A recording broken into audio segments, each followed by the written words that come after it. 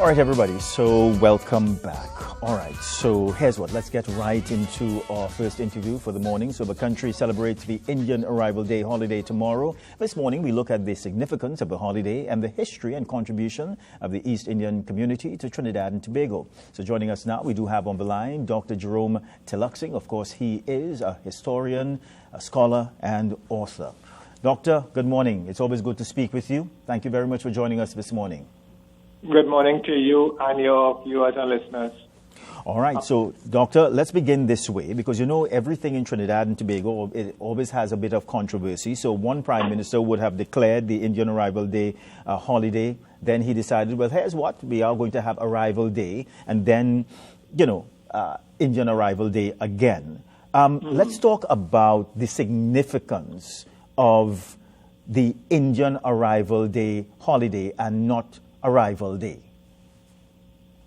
Well, it's something that is still fresh in the public memory, in that taking off the term Indian attempted to, you know, incorporate diverse groups in our country. And to a small extent, you know, indentureship incorporated other races, because during indentureship, the labor experiment included trying to use the Portuguese, the Chinese, the Syrian, the Lebanese. So this is how we had other ethnic groups come into Trinidad during indentureship. So indentureship, you know, yes, the labor experiment was successful with laborers from India, but these other groups were brought down here during that time. So I think this is what, you know, people have been trying to conceptualize about how we could have one day to include everybody, but it's very difficult to do that, because remember, it's like saying Emancipation Day means the ending of indentureship or the freedom of everybody. So I think, you know, we tend to want to look at holidays connected to ethnic groups, like Spiritual Baptist Day connected to a certain religion. Yeah. How do you feel about the perspective that sometimes, because I think that in most cases when you have an Indian Arrival Day, you have another public holiday in observance or trying to really honor the contributions of various groups in Trinidad and Tobago, sometimes days are seen instead of the intention to bring races together and honor people's contributions. Sometimes they may seem, and there has been the perception that they may seem as divisive.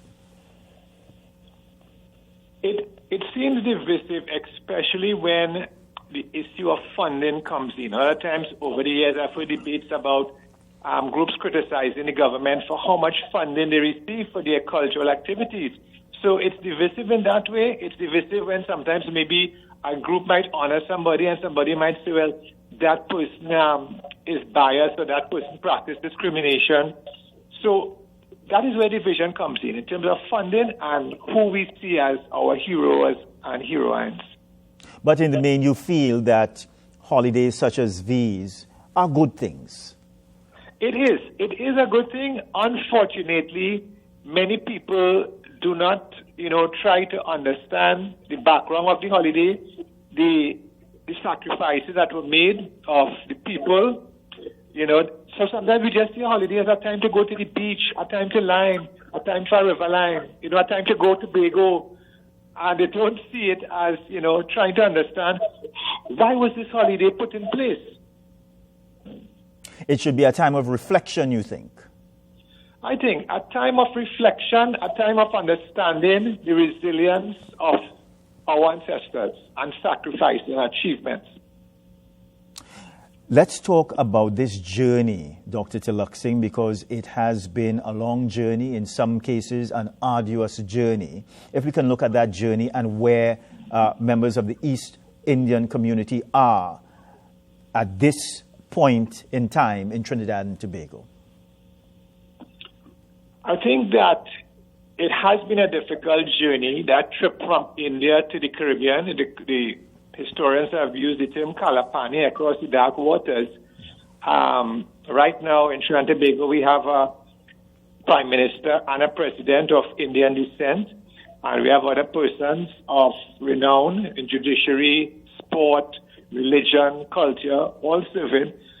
So I think that there has been a sense of achievement, but there's one shortcoming that I have seen and some others have noticed is that there's still a lot of divisions within the Indo-Trinidadian community. You might have heard the expression crabs in a barrel. There's still a lot of rivalry, jealousy, animosity, hostility. Yeah. What does the future look like for the East Indian in Trinidad and Tobago, Dr. Tilak Singh? I think it is a positive one. It's a positive one because we have certain public spaces like the National Council of Indian Culture in Central. We have the Mahatma Gandhi Center in Mount Hope. So we have spaces where Indian heritage is preserved. We also have the Archive Center and Sugar Museum in Cuba. It is closed down now, but those are spaces where we have tried to preserve the heritage. Should there be more places, you think, to expose East Indian heritage in Trinidad and Tobago? I think if there has to be more spaces, we need to expand to Tobago. We tend to confine these spaces just to Trinidad, and I think it would be very enlightening to, include Tobago in this awareness of the Indian presence and the achievements. Yeah, Dr. Tilak Singh, I know that we don't have a lot of time with you this morning. Any final comments, sir? I just want to, to tell Trinidad and Tobago that, we have to appreciate all our ethnic groups and all religions, and we should not see one as being superior to the next, because then we are on a slippery slope, and we need to, appreciate the diversity and also be aware that in many countries, they don't live as peaceful as we are, and we need to appreciate it and see ourselves as a model country. Yes. Historian and scholar, Dr. Jerome Tilak Singh. So it's always a pleasure speaking with you. Thank you very much for your perspective this morning, and enjoy the holiday tomorrow. Bye for now, Dr. Tilak Singh. Thanks very much. Bye-bye.